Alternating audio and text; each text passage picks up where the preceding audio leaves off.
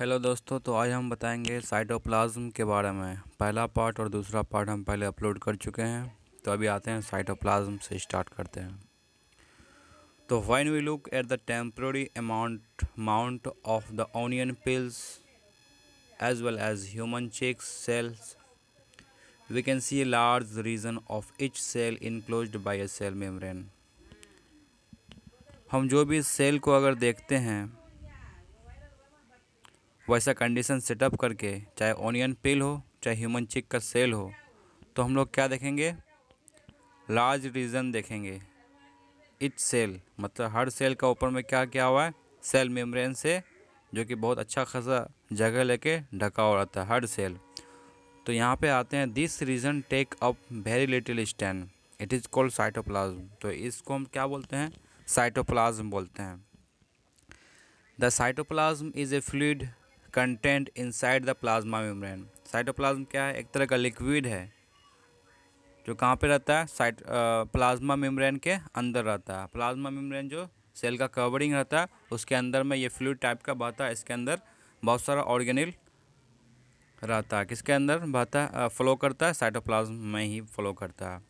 It also contain many specialized organelle. जैसे कि हम बताएं, इसमें क्या होता है? बहुत सारा ऑर्गेनिल होता है। Each of the organelle perform a specific function for the cell. यानी कि जितना भी ऑर्गेनिल है सबका अपना अपना पार्टिकुलर काम करता है। Cell organelle are enclosed by a membrane. Cell organelle किससे ये क्या होता है? कवर क्या होता है? मेम्ब्रेन से कवर क्या होता है। इन प्रोकैरियोट्स, यानी कि प्रोकैरियोटिक दो तरह का सेल होता है, एक होता है यूकैरियोटिक सेल, एक होता है प्रोकैरियोटिक सेल। तो अभी हम बात करेंगे प्रोकैरियोटिक का। तो बोलता है, in prokaryotes beside the absence of a defined nuclear region the membrane bound cell organelle are also absent। यानी कि प्रोकैरियोटिक सेल में क्या होता है? न्यूक्लियर रीजन अब्सेंस रहता है। उसके बाद जो सेल ऑर्गेनिल को जो मेम्ब्रेन बाउंड करता है वो भी अब्सेंट रहता है। किस में? प्रोकैरियोट्स में। लेकिन अगर हम यूकैरियोटिक सेल का बात करें तो इसमें न्यूक्लियर मेम्ब्रेन रहता ही है, साथ साथ जो ऑर्गेनिल को ढक के रहता है वो मेम्ब्रेन भी इसमें मौजूद रहता है, प्रेजेंट रहता है यूकैरियोट्स में। The significance of membrane can be illustrated with the example of viruses. यानी कि कोई भी मेम्ब्रेन को हम कैसे वायरस का एग्जाम्पल से अभी समझेंगे। Virus lacks any membrane bound and hence they do not show the characteristics of life। Virus के पास अपना कोई मेम्ब्रेन नहीं होता है, इसलिए वो अपना लाइफ का कैरेक्टर नहीं शो करता है। Until the enter a living body and use its cell machinery to multiply. यानी कि वायरस ना लिविंग होता है ना नॉन लिविंग होता है। वो क्या करता है? ना लाइफ का जो होता है, एक लाइफ में क्या क्या होना चाहिए वो भी अपना शो नहीं कर पाता है जब तक वो अंदर कोई भी लिविंग ऑर्गेनिज्म के अंदर ना आए और उसका सेल को इस्तेमाल करता है वो क्या करने के लिए? डिवाइड करने के लिए। तो यहाँ पे कुछ क्वेश्चन दिया हुआ है तो उसको डिस्कस नहीं करेंगे हम। अब आते हैं सेल ऑर्गेनिल्स पे।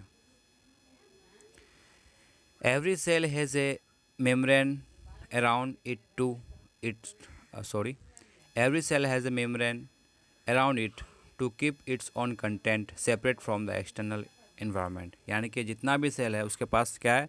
एक तरह का मेम्ब्रेन है जो क्या कर रहता है? उसको दूसरा जो कंटेंट रहता है एक्सटर्नल इन्वायरमेंट में, दूसरा जो ऑर्गन रहता है, जितना भी मटेरियल रहता है उसको क्या करता है? सेपरेट करता है। तो वो मेम्ब्रेन क्या करता है? एक दूसरे को सेपरेट करता है, कोई भी सब्सटेंस को इंटरनल और एक्सटर्नल में। Large and complex cells include cells from the multicellular organism needs a lots of chemical activities to support their complicated structures and function। यानी कि जो लार्ज सेल होता है, मल्टी सेलुलर ऑर्गेनिज्म में क्या होता है? बहुत सारा अलग अलग तरह का सेल रहता है, उसमें बहुत सारा केमिकल एक्टिविटी होते रहता है हमेशा रेगुलरली।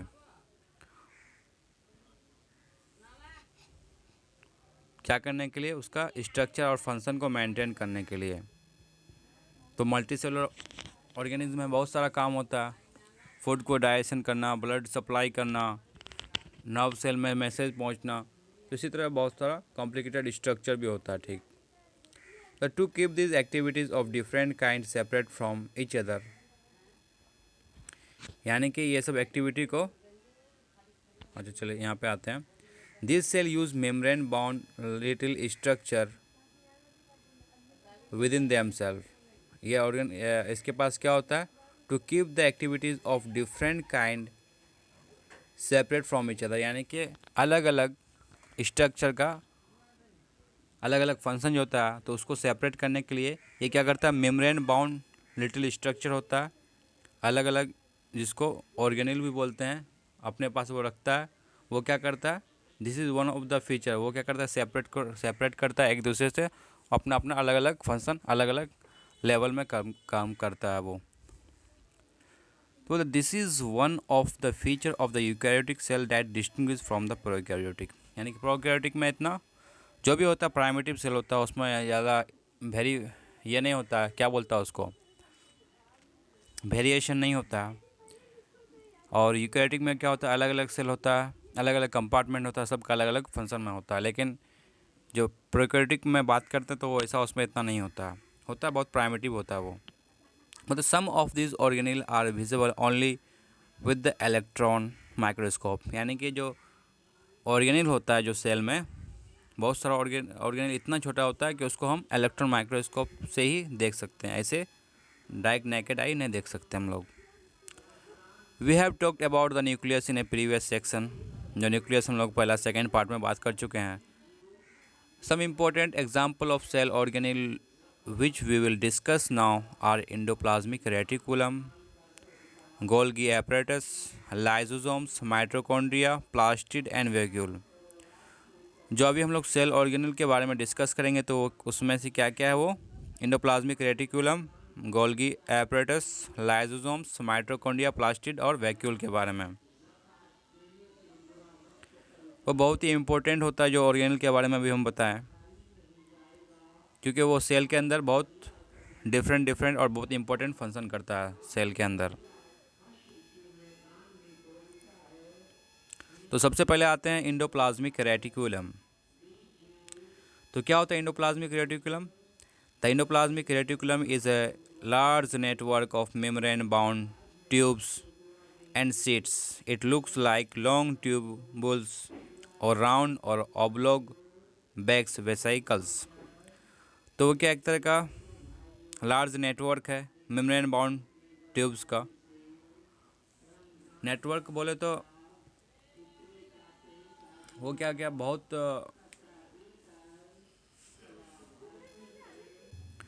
नेटवर्क मतलब ये कह सकते हैं कि जो मेम्ब्रेन बाउंड ट्यूब्स और जो सीट है उसमें क्या करता है, इंडोप्लाज्मिक रेटिकुलम जुड़े रहता है, एक दूसरे से जुड़े रहता है और शेयर करता है अपना जो मटेरियल होता है उसके अंदर,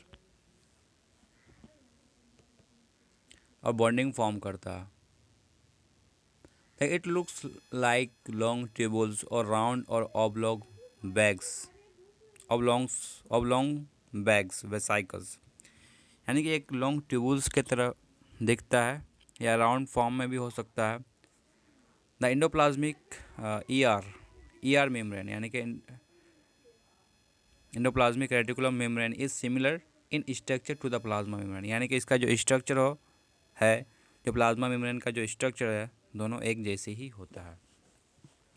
there are two types of endoplasmic reticulum, rough endoplasmic reticulum and smooth endoplasmic reticulum. दो तरह का इंडोप्लाज्मिक रेटिकुलम होता है, एक होता है रफ, एक होता है स्मूथ।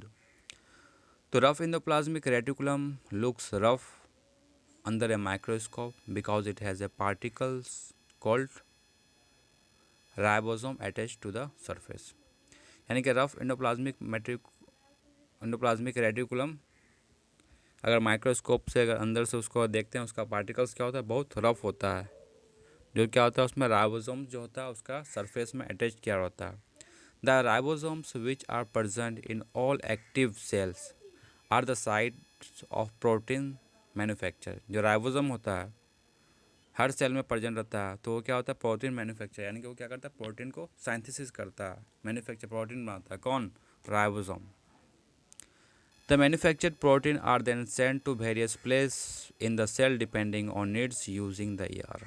तो ये जो प्रोटीन बनता है, राइबोसोम जो बनाता है, तो क्या करता है, प्रोटीन अलग अलग बॉडी का पार्ट में जाता है सेल से, जहाँ पे उसको नीड हो, किसके मदद से, इंडोप्लाज्मिक रेटिकुलम की मदद से आता है। अब आते हैं the smooth endoplasmic reticulum, SER का मतलब होता है स्मूथ इंडोप्लाज्मिक रेटिकुलम।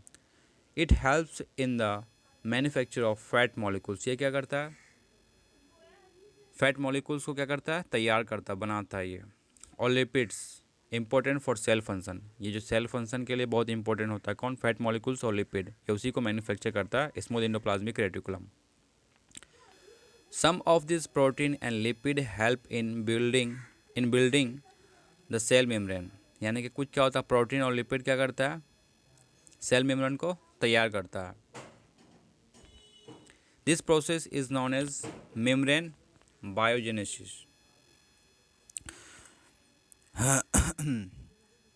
तो क्या है, some of this protein and the lipid help in building the cell membrane. This process is known as membrane biogenesis.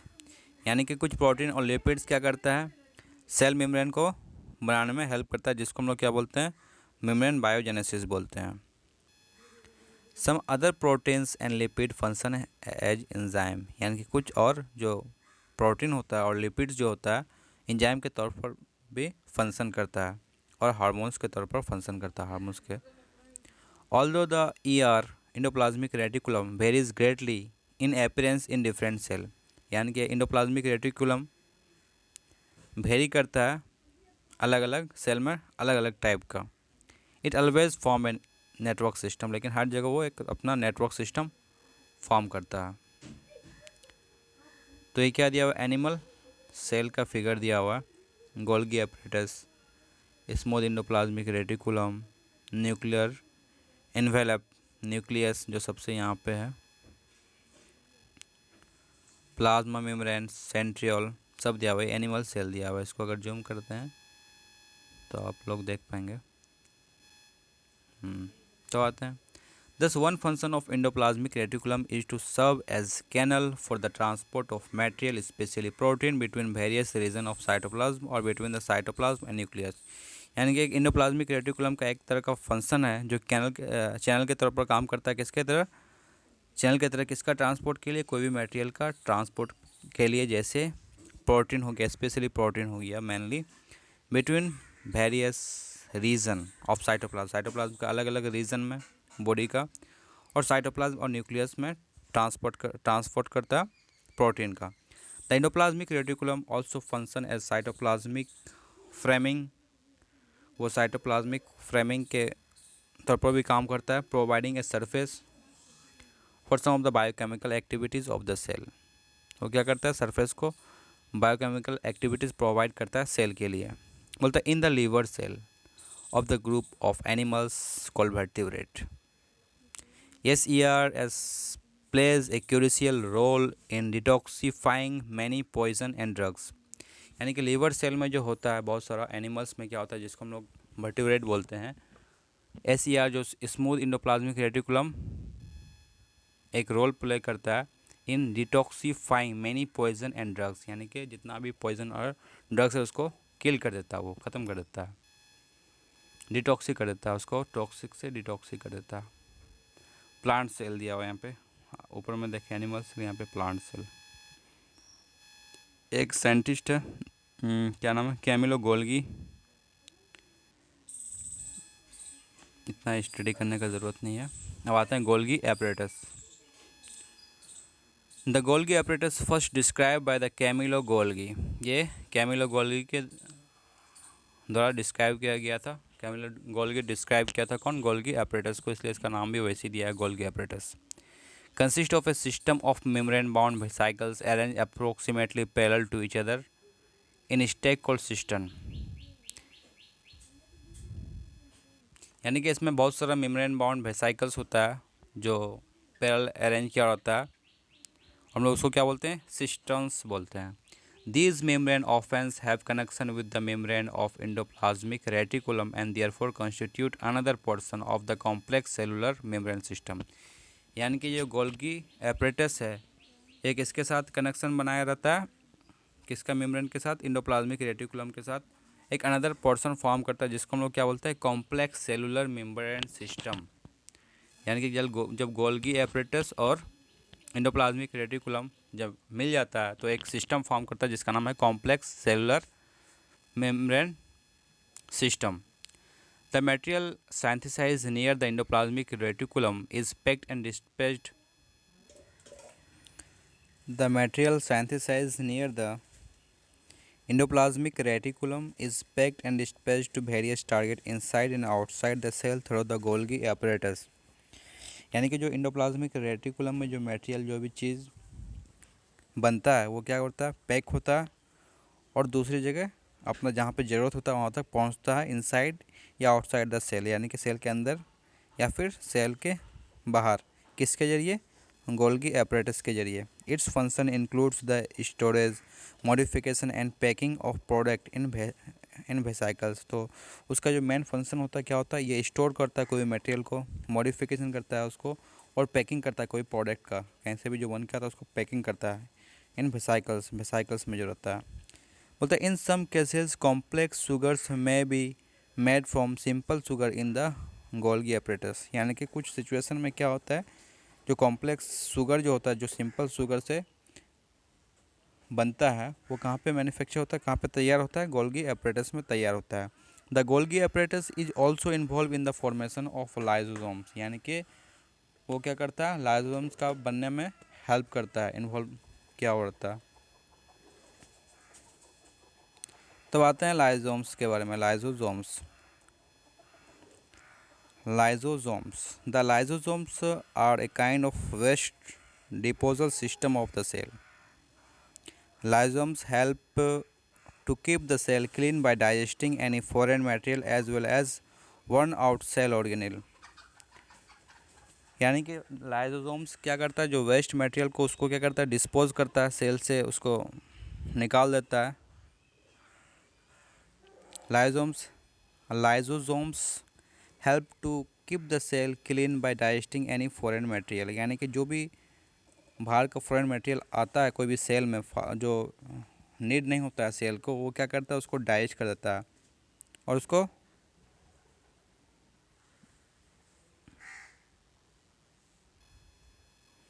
और सेल ऑर्गेनिल को भी वर्न आउट कर देता है।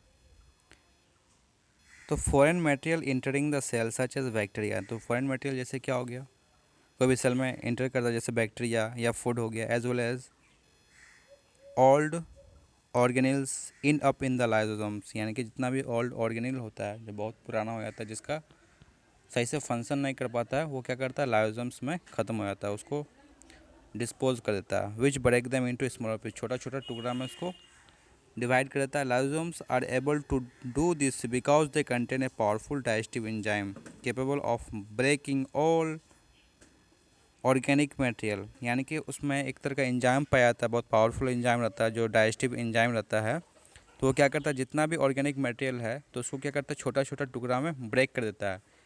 इसी के कारण वो क्या कर सकता है, ब्रेक कर सकता है, ये एंजाइम के वजह से। During the disturbance in cellular metabolism, for example when the cell gets damaged, जब क्या होता है, डिस्टर्बेंस हो जाता है सेलुलर मेकानिज्म, यानी कि सेलुलर का जो मेटाबॉलिज्म फंक्शन में सेल का डिस्टर्बेंस हो जाता है, जैसे क्या हो जाता है, सेल डैमेज हो जाता है, तो क्या करता है, लाइसोसोम्स में bast and the enzyme digest their on sale. तब क्या करता है, लाइसोसोम्स क्या करता है, अपना ही सेल को डैमेज ये क्या करता है, बस्ट कर देता है और एंजाइम क्या करता है, उसमें जो लाइसोसोम्स रहता है वो डाइजेस्ट कर देता है, छोटा छोटा टुकड़ा में डिवाइड कर देता है।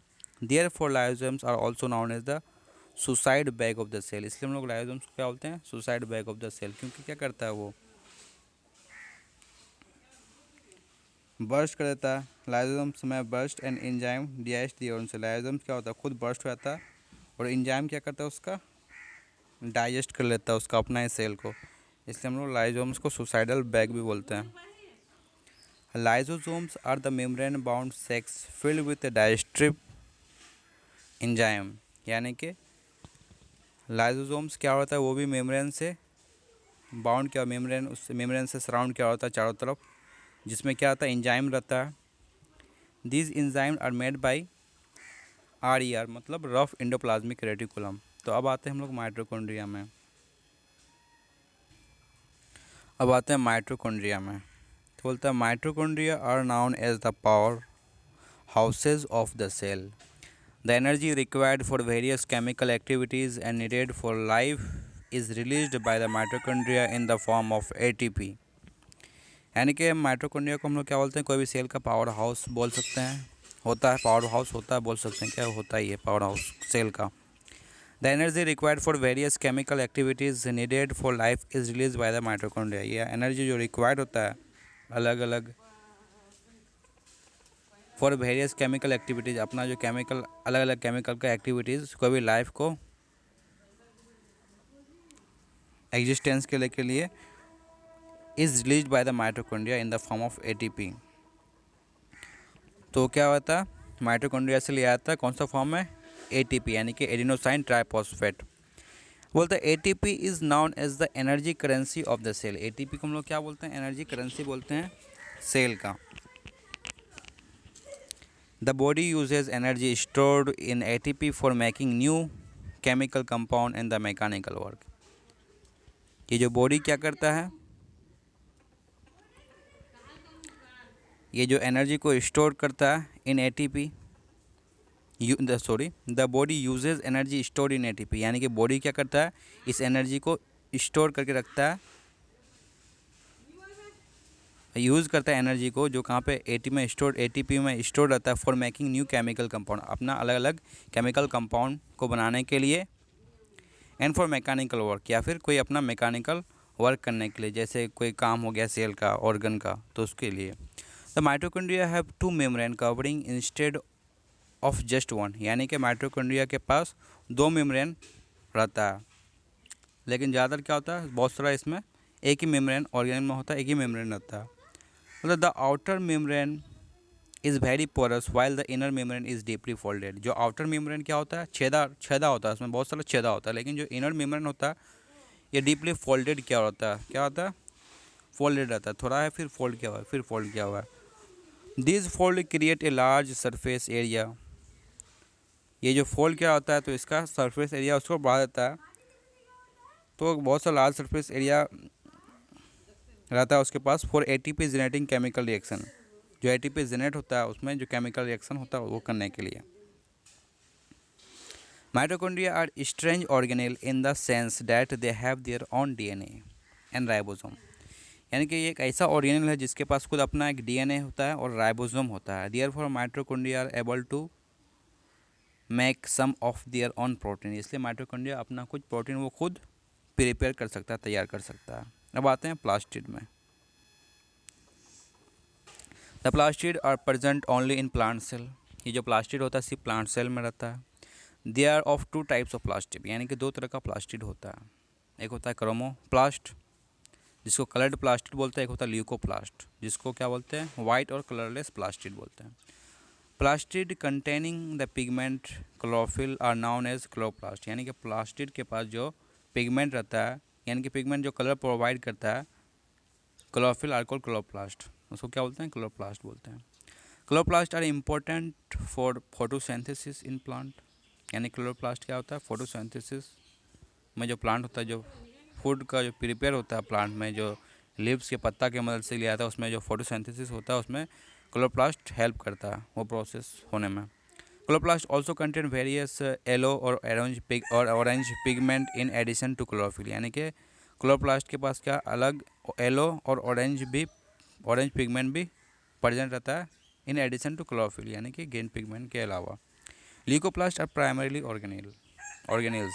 ल्यूकोप्लास्ट क्या एक तरह का प्राइमरीली ऑर्गेनेल्स है in which material such as starch, oil and protein granules are stored. जहाँ पे क्या होता है, स्टार्च हो गया, शुगर यानी कि जिसको शुगर बोलते हैं, ऑयल हो गया, प्रोटीन होता है, उसका जो ग्रेन्यूल्स होता है स्टोर क्या होता है ल्यूकोप्लास्ट में। अब आते हैं the internal organisation of the plastid consist of the numerous membrane layer embedded in a material called the stroma.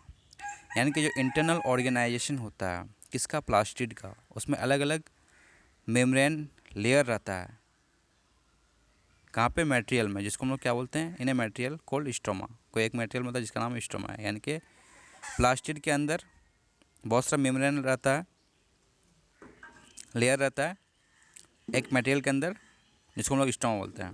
Plastid are similar to the mitochondria in external structure. उसका जो एक्सटर्नल, जो बाहरी स्ट्रक्चर है, जो हम लोग ऐसे बाहर से सिंपली देखेंगे तो उसका जो स्ट्रक्चर होगा किससे मिलेगा? माइटोकॉन्ड्रिया से मैच होगा।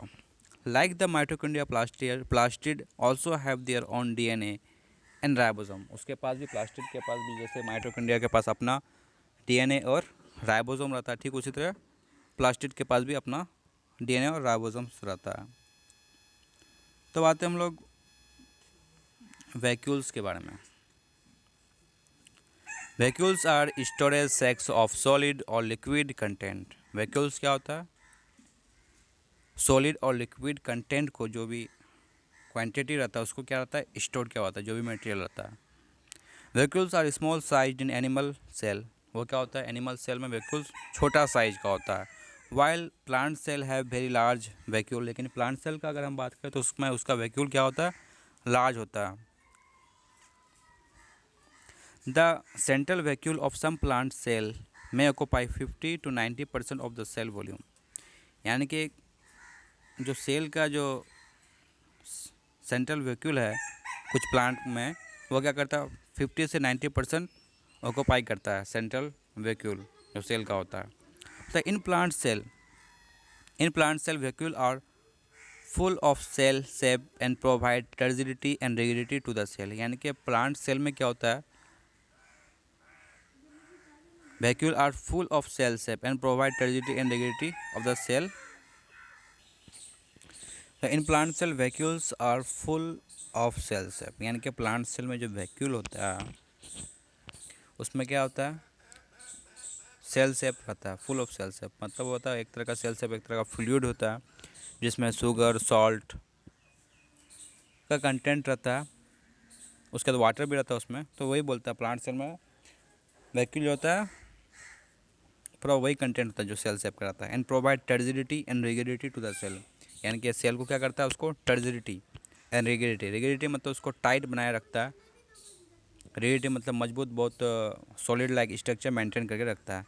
The many substance of the importance in the life of plant cell are stored in vacuole.